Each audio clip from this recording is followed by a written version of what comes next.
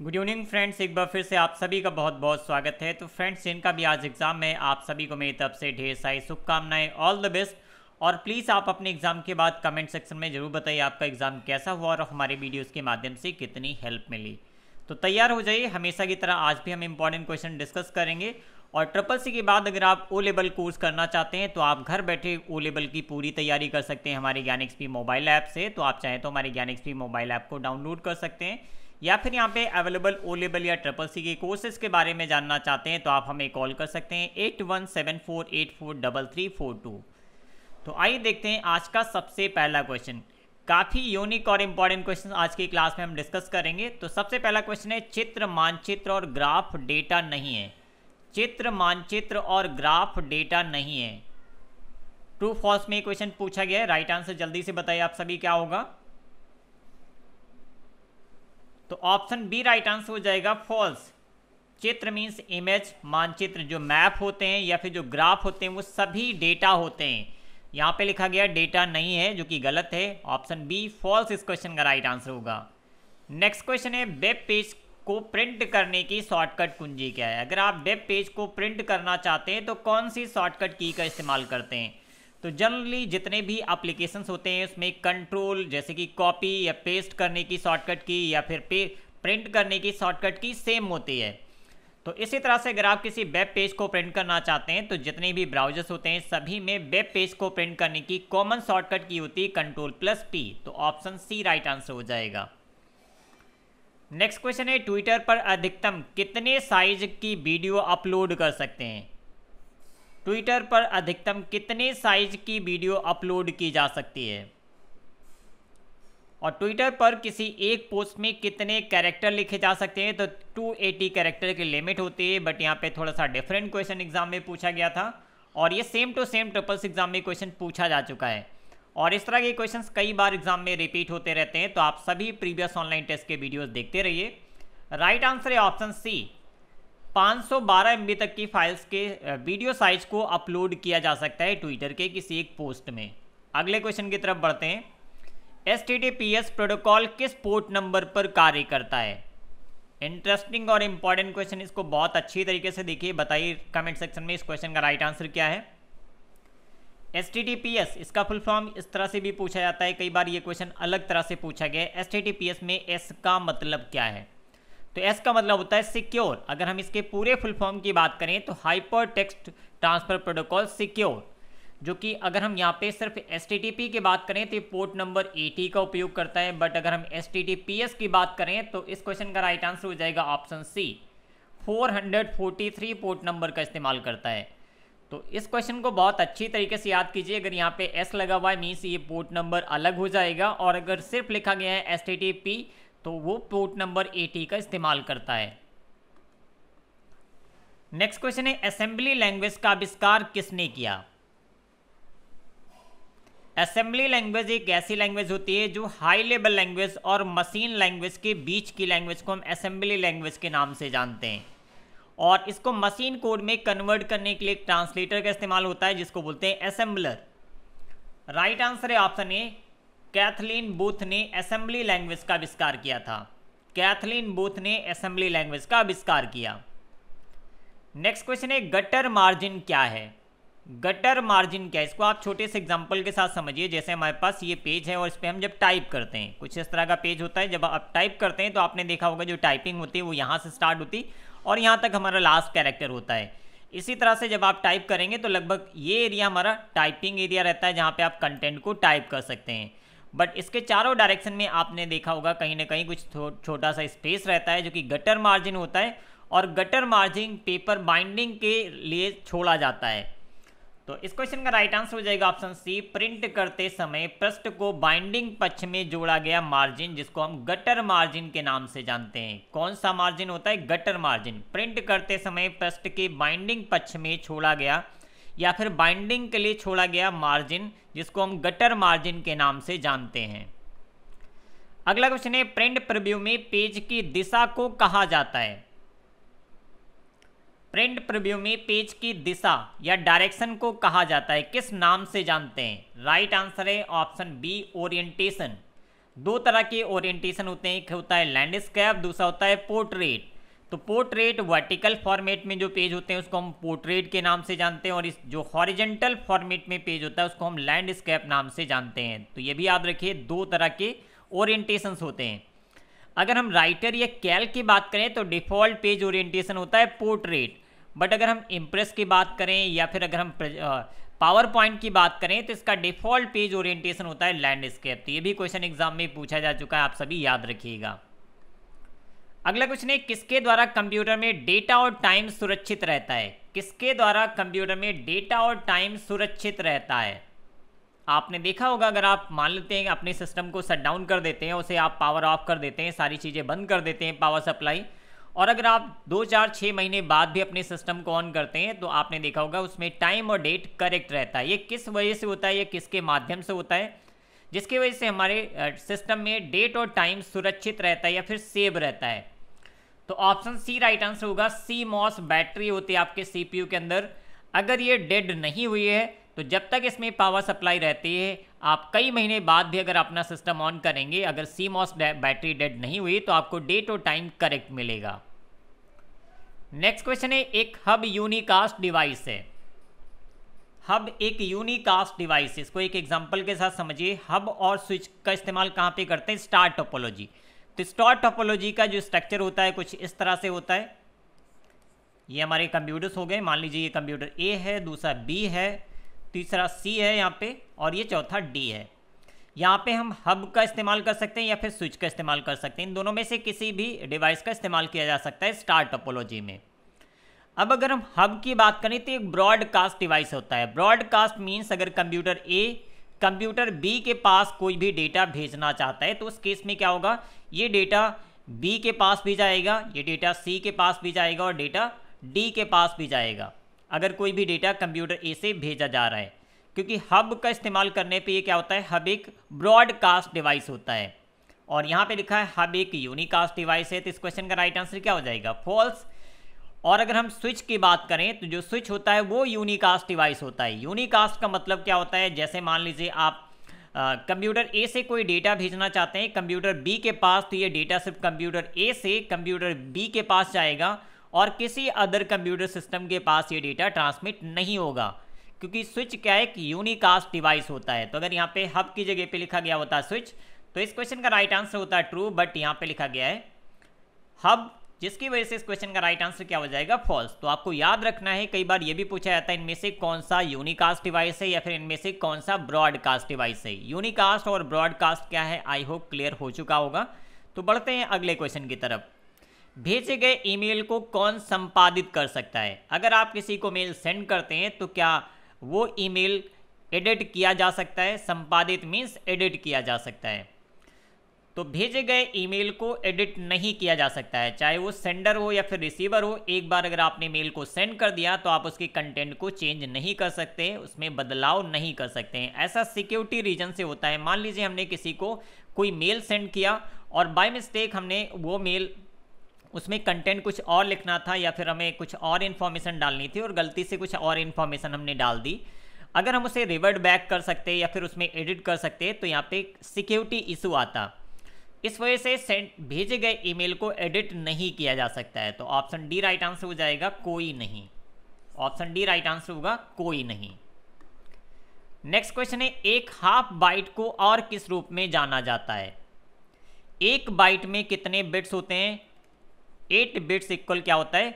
1 bite.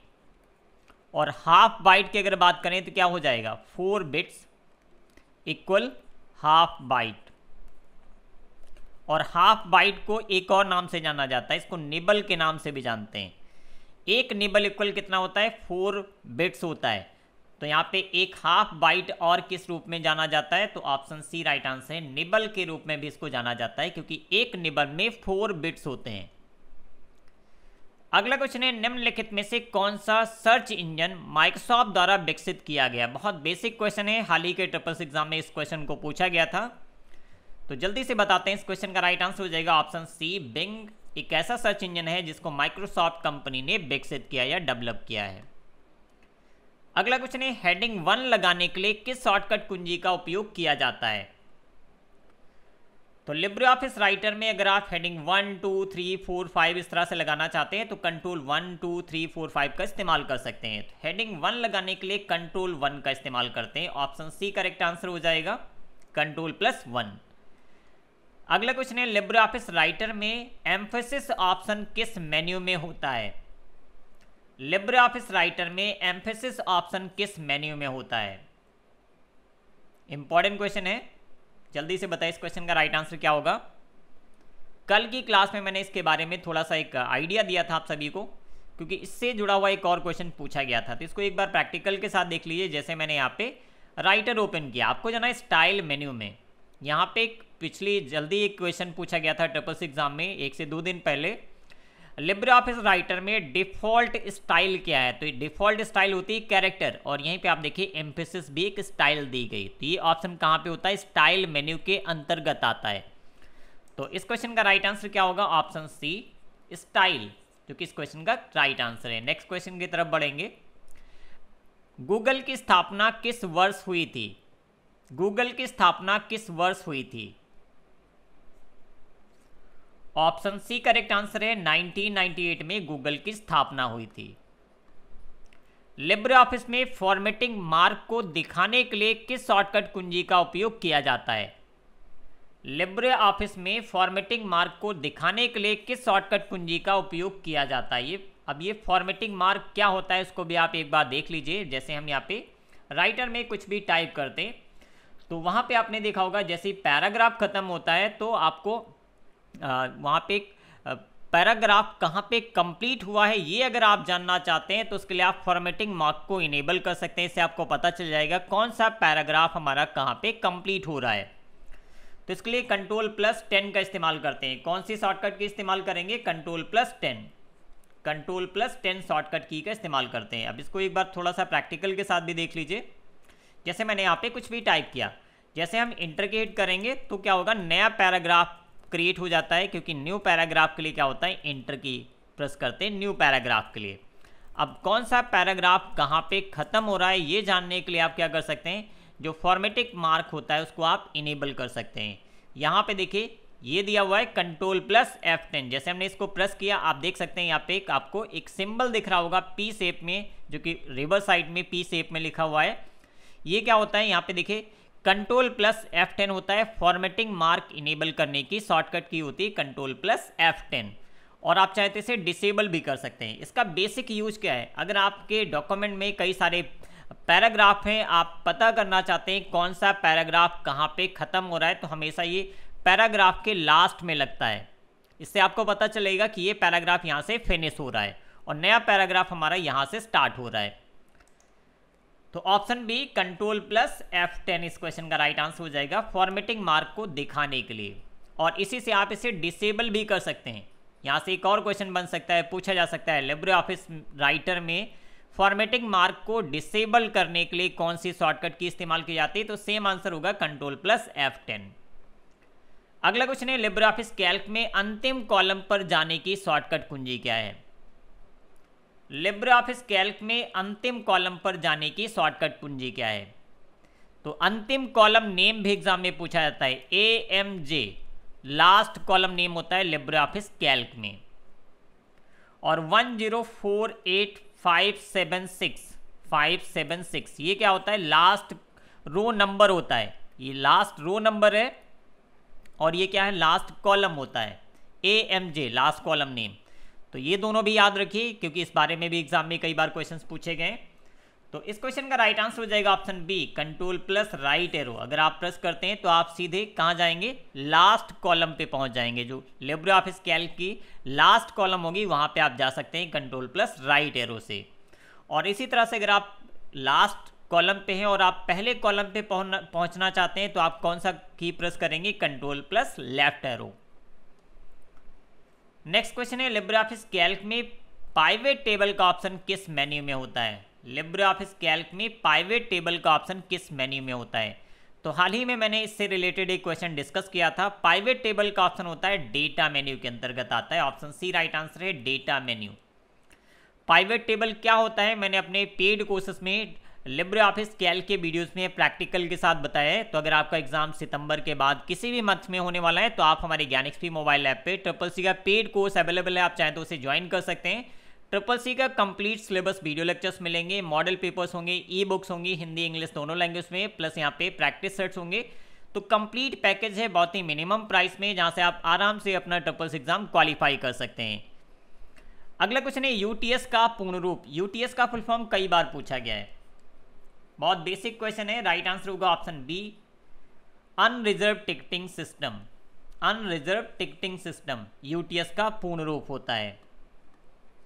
Libre office Writer में ruler को लागू करने की शॉर्टकट कुंजी क्या है? इस क्वेश्चन को एक और तरह से पूछा जाता है, लिब्रे ऑफिस राइटर में रूलर को इनेबल या फिर डिसेबल करने की शॉर्टकट कुंजी क्या है? दोनों का सेम राइट आंसर हो जाएगा ऑप्शन सी, Ctrl+F+R शॉर्टकट की का इस्तेमाल करते हैं रूलर्स को इनेबल या डिसेबल करने के लिए। रूलर क्या होता है एक बार आप देख लीजिए, जैसे यहाँ पे आपको दिख रहा होगा रूलर एक आ रहा है, आप चाहे तो इसे इनेबल या डिसेबल कर सकते हैं।